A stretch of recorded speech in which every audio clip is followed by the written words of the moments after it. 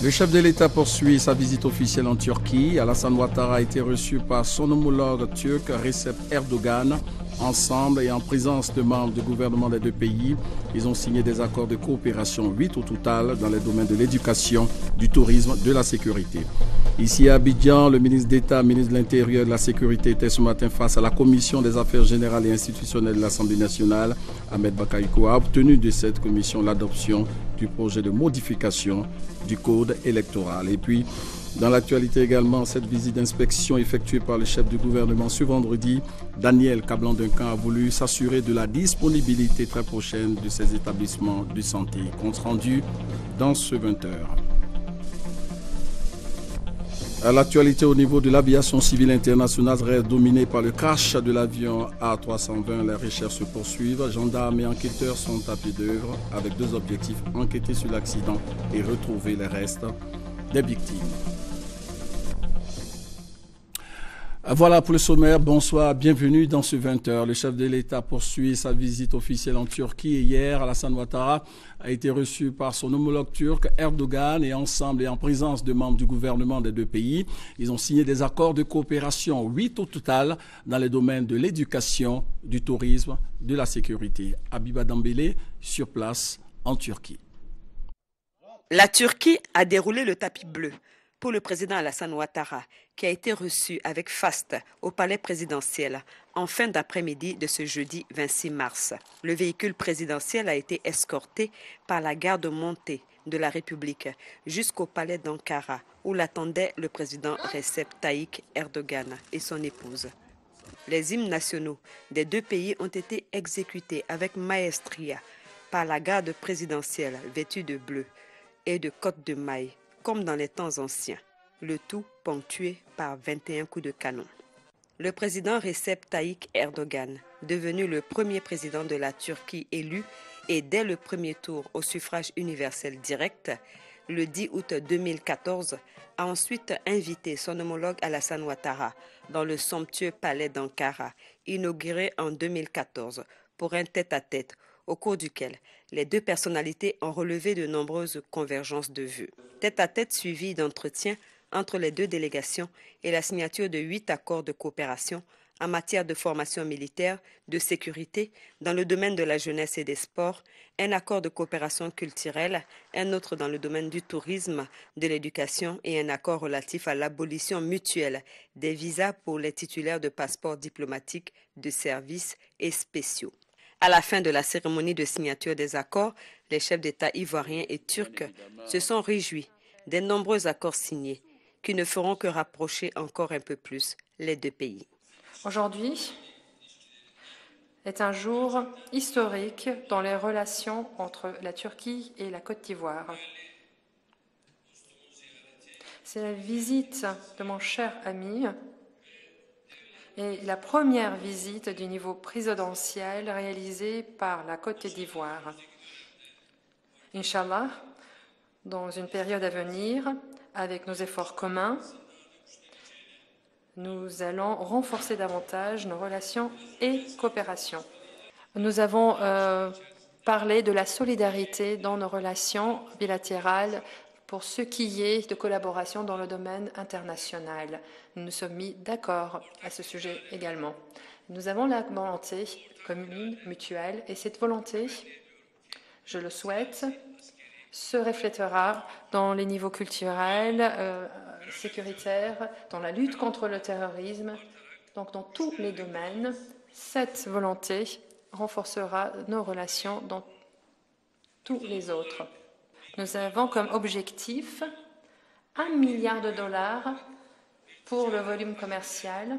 Ce chiffre peut être atteint par la Côte d'Ivoire et la Turquie. C'est cette détermination que nous allons mettre en œuvre dans les années prochaines. Le président Alassane Ouattara a fait une belle présentation de son pays, la Côte d'Ivoire, et des opportunités d'affaires. Il a félicité le président de Turquie pour son attachement à la Côte d'Ivoire. Cette visite officielle est très importante pour nous parce que la Turquie est un grand pays et la Côte d'Ivoire est un pays en reconstruction qui a besoin, au plan politique et diplomatique, de diversifier ses relations. Et bien évidemment, dès mon arrivée à la présidence de la République, j'ai estimé que ce n'était pas normal qu'avec un grand pays comme la Turquie, nous n'ayons pas d'ambassade dans ce pays.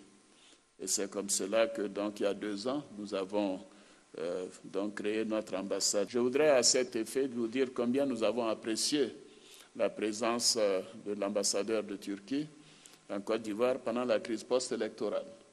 Parce que c'est un moment où beaucoup d'ambassades et d'ambassadeurs ont quitté la Côte d'Ivoire. Donc c'est en ce moment difficile que l'on découvre quels sont nos amis. Et donc ce qui explique pourquoi nous voulons renforcer davantage ces relations diplomatiques avec vous-même, votre pays, avec le peuple turc.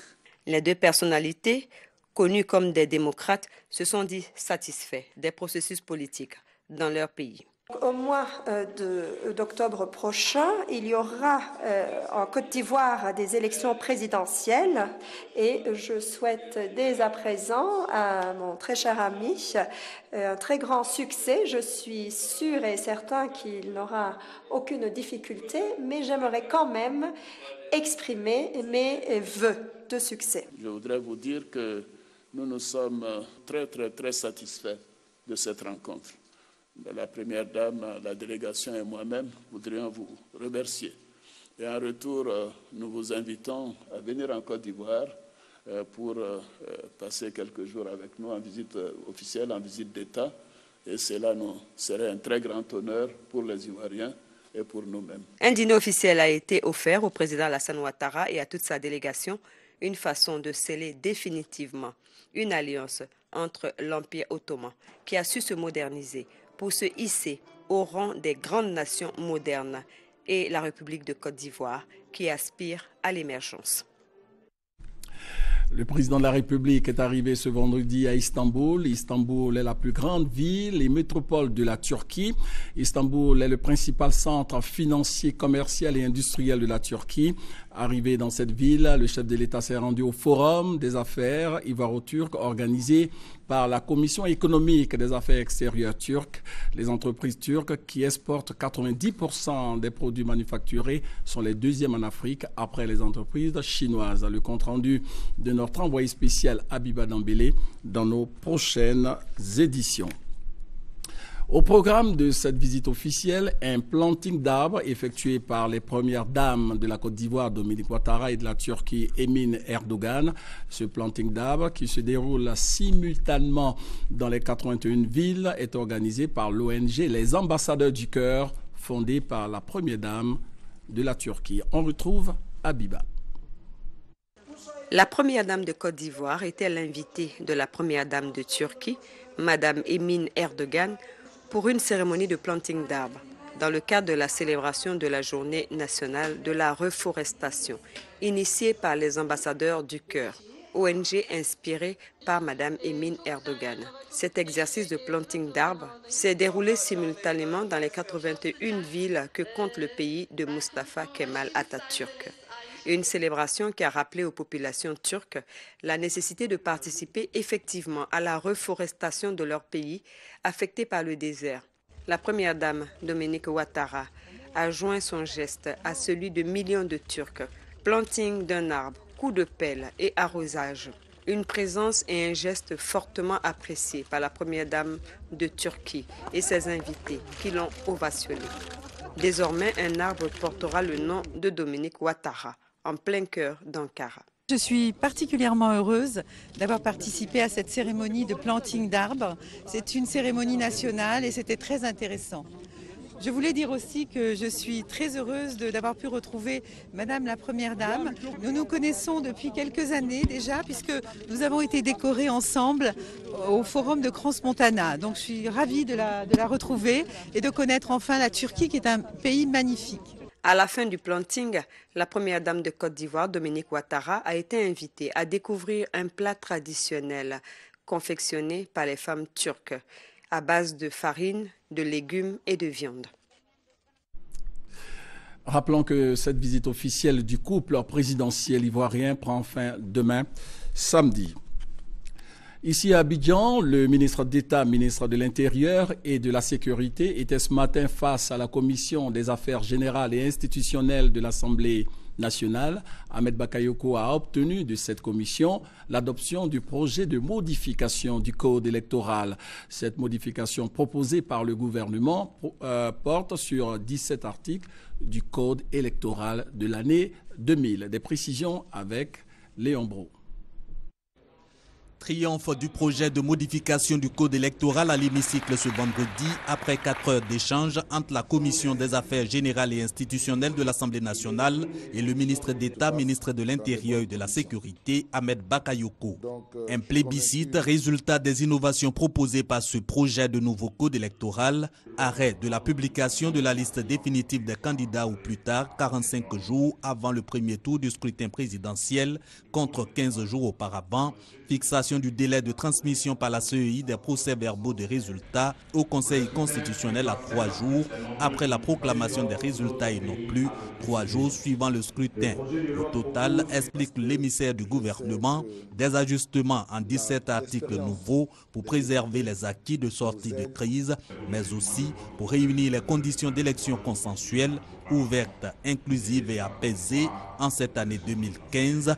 Et le gouvernement en a confiance, toujours selon le ministre d'État Ahmed Bakayoko. Toutes les forces vives de la nation sont unanimes sur le nouveau code électoral. Au sein de la commission électorale indépendante, où sont représentés les partis politiques, la société civile, il y a eu un séminaire à Bassam où pendant 3 jours, ils ont fait le bilan du processus électoral. Il y avait des acquis. Et donc nous avons proposé, et les députés l'ont adopté, que ces acquis soient intégrés dans le corpus du code électoral. Également, ils ont proposé de nouveaux délais. Parce qu'au vu de l'expérience, de la pratique sur le terrain, certains délais n'étaient pas tenables. On a mieux défini certaines notions pour éviter des conflits d'interprétation. Sont concernés par le nouveau code électoral aussi bien l'élection présidentielle que les législatives, municipales et régionales. Il sera soumis au vote de l'ensemble des députés le 2 avril prochain pour son entrée en vigueur. Et le président de l'Assemblée nationale, Guillaume Soro, est maintenant sur la liste des bénéficiaires de la couverture médicale universelle. Rappelons que cette couverture de portée sociale a pour objectif de faciliter l'accès des populations aux soins de santé. Le témoignage de notre reporter, Léon Bro. La direction générale de la Caisse nationale d'assurance maladie chez le président de l'Assemblée nationale, Karim Bamba, et son équipe expliquent à Guillaume Soro les prestations offertes par la couverture maladie universelle en abrégé CMU, consultations, médicaments génériques, soins infirmiers, examens médicaux et dans certains cas, l'hospitalisation. Un panier de soins de base fort apprécié par le chef du Parlement. Guillaume Soro s'est aussitôt fait enrôler, non sans inviter ses concitoyens à imiter son geste. C'est une opération d'une grande portée parce que ça permet à tout citoyen avec des budgets modestes d'avoir une assurance et d'être pris en charge en cas de difficulté par, n'est-ce pas, l'État. Je voudrais vraiment inviter les uns et les autres à imiter, n'est-ce pas, notre geste pour se faire enrôler. 1000 francs CFA, c'est la contribution mensuelle par tête d'adhérent pour bénéficier des prestations de la CMU, dont la phase expérimentale est prévue pour démarrer en septembre prochain. Avant le président de l'Assemblée nationale, des personnalités au sommet de l'État ont signé leur adhésion à la CMU, le couple présidentiel, le président du PDCI RDA et ce mercredi aussi, le Premier ministre Daniel Kablan-Duncan. On en vient maintenant à cette visite d'inspection effectuée par le chef du gouvernement. Le nouvel hôpital à Saint-Jean-Baptiste de Tia-Salé-Bodo, les urgences du CHU de Cocody et l'hôpital général d'Angré à Abidjan ont reçu ce vendredi la visite du Premier ministre Daniel Kablan-Duncan. Son objectif, s'assurer de la disponibilité très prochaine de ces établissements de santé. Le compte-rendu de Christelle Menon. Marathon santé ce 27 mars pour le Premier ministre Daniel Kablan-Duncan. À ses côtés, la ministre de la Santé et de la lutte contre le sida, Raymond Kofi Goudou. 3 chantiers hospitaliers passés au crible, le nouvel hôpital Saint-Jean-Baptiste de Tia-Salé-Bodo, les urgences du CHU de Cocody et l'hôpital général d'Angré. Le président de la République a demandé que la mise en place de la CMU la couverture maladie universelle se fasse. Et pour que ça puisse être opérationnel, il faut que les centres de santé, de manière globale, puissent être opérationnels. Donc avec Madame le ministre, nous avons décidé de voir un peu comment avance un certain nombre de travaux, de manière à s'assurer que dans des délais qui pourront donc être convenus, on puisse terminer donc ces grands chantiers qui vont aider les populations donc à se faire soigner dans de bonnes conditions. Première étape de cette visite, l'hôpital Saint-Jean-Baptiste de Thias-Salé-Bodo. Géré par l'Ordre de Malte avec du personnel à moitié issu du public, c'est un établissement privé confessionnel qui couvrira une région de plus de 250 000 habitants. D'une valeur de 5,4 milliards de francs CFA, il dispensera des soins en médecine générale, gynécologie obstétrique, pédiatrie et chirurgie. Un service d'urgence médico-chirurgicale permettra aussi de prendre en charge plus rapidement les victimes d'accidents de la route de cette zone. Deuxième étape de ce parcours santé, les urgences du CHU de Cocody à Abidjan. Le Premier ministre s'est informé de l'avancée des travaux de réhabilitation et de rééquipement. Près de 4 milliards investis sur une nouvelle surface totale de 2700 mètres carrés et une capacité en lits de 90 au lieu de 30 avant la réhabilitation. À l'hôpital général d'Angré, dernière étape de la visite, le taux d'exécution des travaux est de 95%. L'établissement couvre 100 hectares et aura coûté 7 milliards en travaux et près de 10 milliards de francs CFA en équipement. La politique, c'est de faire en sorte que nos différents CHU soient désengorgés, mais pour cela, il faut mettre en place des infrastructures sanitaires capables de recevoir donc certaines urgences qui ne sont pas des urgences spécifiques, qui ne nécessitent pas qu'on les envoie particulièrement dans les CHU. De nouvelles structures sanitaires et une réhabilité qui viennent augmenter les capacités d'accueil et la qualité des soins du système sanitaire ivoirien. Les dates de livraison de ces établissements se situent entre fin avril et fin juillet 2015. La communauté internationale a célébré hier jeudi la journée mondiale des maladies du rein. Le thème de réflexion, de sensibilisation et d'information choisi cette année est le suivant. Tout le monde est concerné par la maladie du rein, même les enfants. Les explications ont été données à l'université Félix Houphouët-Boigny d'Abidjan-Cocody, le compte-rendu de Koné par Gassoro. Le petit Mohamed a 4 ans. Il souffre d'une maladie des reins. Sa mère, voulant plus d'informations sur la maladie, se rend à la journée mondiale du rein à l'université Félix Houphouët-Boigny de Cocody. Mon fils est néphrotique, c'est ça, je suis venu écouter ce qu'on va dire ce matin. Pour avoir une idée de cette maladie, pour ne pas que ça tire sur l'insuffisance rénale, quoi. Selon les responsables de la Direction nationale de l'unité néphrologique et pédiatrique, environ 26% d'enfants souffrent d'un début de la maladie du rein. Face à cette situation, les organisateurs de cette journée décident de sensibiliser les populations sur les dangers liés aux différentes maladies du rein, mais aussi mettre l'accent sur la prévention de l'insuffisance rénale chez l'adulte et surtout chez l'enfant. Il y a une différence entre l'insuffisance rénale terminale, chronique terminale et la maladie rénale chronique. Aujourd'hui, on parle de maladie rénale chronique comme de sorte qu'on commence à s'intéresser à cette pathologie dès le début. Si dès l'atteinte rénale, on commence à prendre la personne en charge ou l'enfant en charge, il a moins de chances d'évoluer vers une insuffisance rénale chronique qui méritera un traitement de suppléance tel que la dialyse ou la transplantation. Pour cette 10e édition de la Journée mondiale du rein, des conférences, des panels et un dépistage gratuit seront organisés dans les établissements primaires et secondaires des districts autonomes d'Abidjan et de Yamoussoukro dans les prochains jours.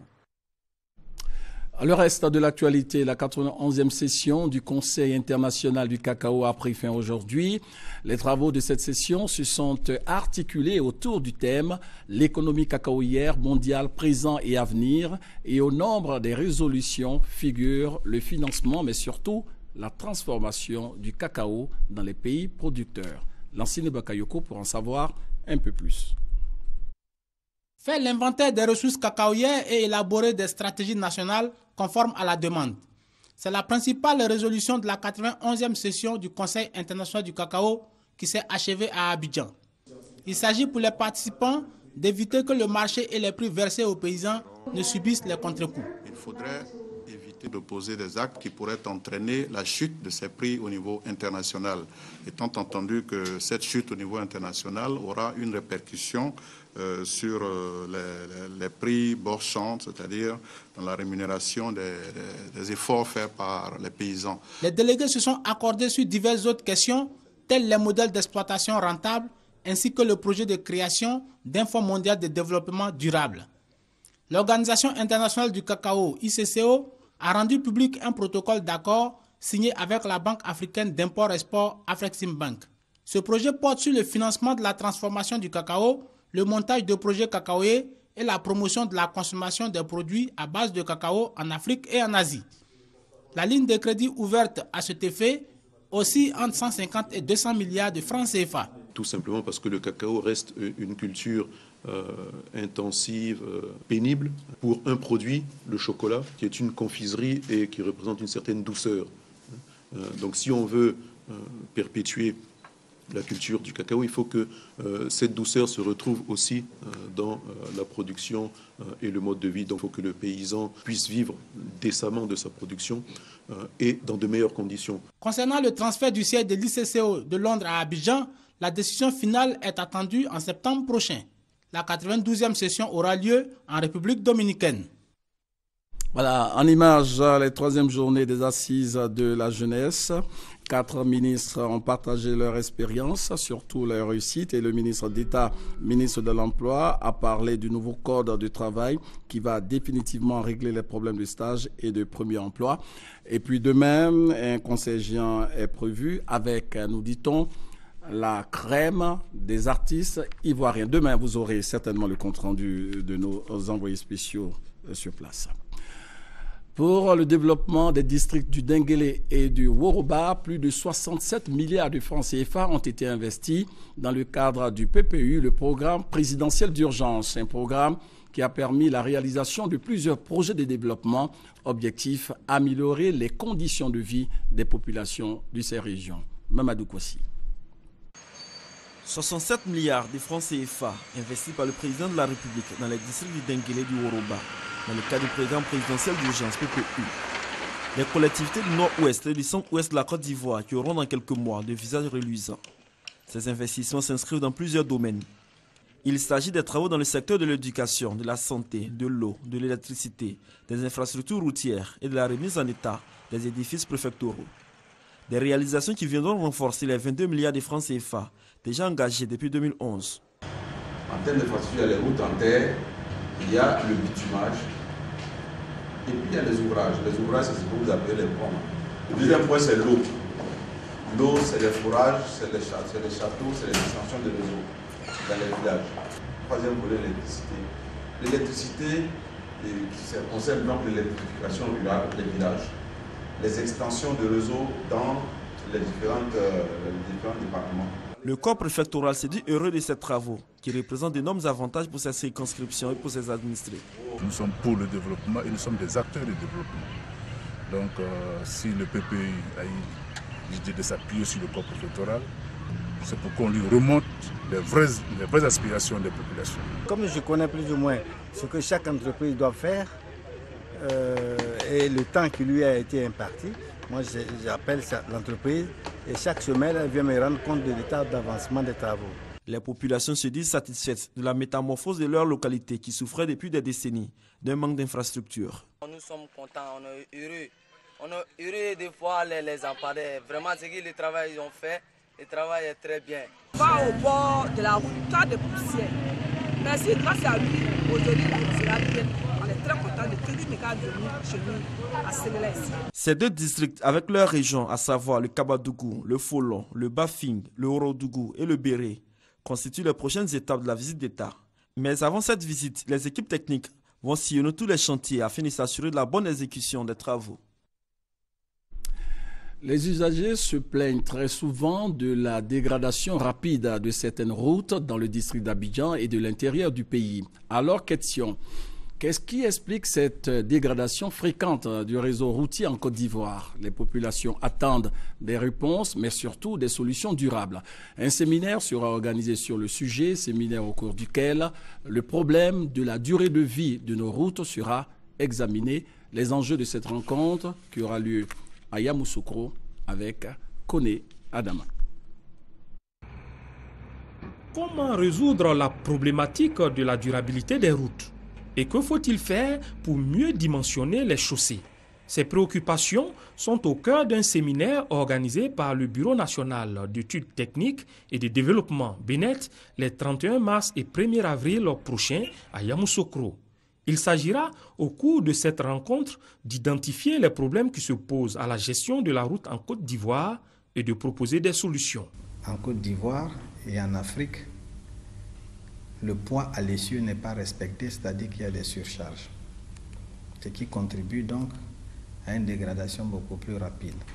Donc les conceptions qui sont mises en œuvre par nos structures, nous voulons passer en revue cela pour voir comment est-ce que ces données de trafic et ces données de changement climatique interviennent dans le dimensionnement des chaussées. La Côte d'Ivoire ayant une longue expérience en matière de construction de routes, le directeur général du BNET fonde un grand espoir sur la réunion de Yamoussoukro. Nous attendons des experts qui viennent d'ailleurs. Quelles sont les méthodes, quels sont les voies et moyens de mise en œuvre et d'entretien de ces routes pour que la durée de vie, on ait des routes durables, des routes de qualité avec des matériaux performants. Ce séminaire, placé sous la présidence du ministre des Infrastructures économiques, Patrick Hachi, verra la participation d'opérateurs économiques ivoiriens et d'experts internationaux venant de 14 pays d'Afrique et d'Europe. Le rôle de la femme dans la dynamique de l'émergence de la Côte d'Ivoire à l'horizon 2020, c'était le thème d'une cérémonie organisée en présence de Afoussiata Bambalamine, ministre en charge de la communication. Les temps forts de la cérémonie avec Patricia Oumou-Etia. Ambiance festive à l'occasion de la célébration officielle des femmes du ministère de la Communication. Une célébration qui intervient dans le prolongement de la Journée internationale de la femme célébrée le 8 mars dernier. Un hommage à ces femmes qui œuvrent et tracent silencieusement leur parcours. Concernant nous les femmes ivoiriennes, on note des avancées notables dans notre pays, comme l'atteste notre présence dans tous les secteurs d'activité. Mieux, nous sommes aujourd'hui majoritaires dans certains secteurs agricoles et commerciaux et je dirais que la femme représente la majorité de la population en Côte d'Ivoire. Sacrifice, fidélité et engagement sont autant de qualités prônées ici par la représentante des femmes du ministère à l'endroit de la ministre de la Communication. À son tour, elle encourage et félicite Afoussiata Bambalamine qui, selon elle, ne ménage aucun effort au quotidien pour leur mieux-être au sein du ministère. Occasion pour les femmes de faire le bilan des acquis. C'est pour nous un honneur qu'un moment spécial soit accordé aux femmes pour pouvoir parler de nos problèmes et aussi parler des avancées qu'ont connues les femmes depuis que le monde a reconnu leurs valeurs. La célébration officielle des femmes du ministère de la Communication marque le début d'une série d'activités, notamment des conférences et des plateformes d'échange.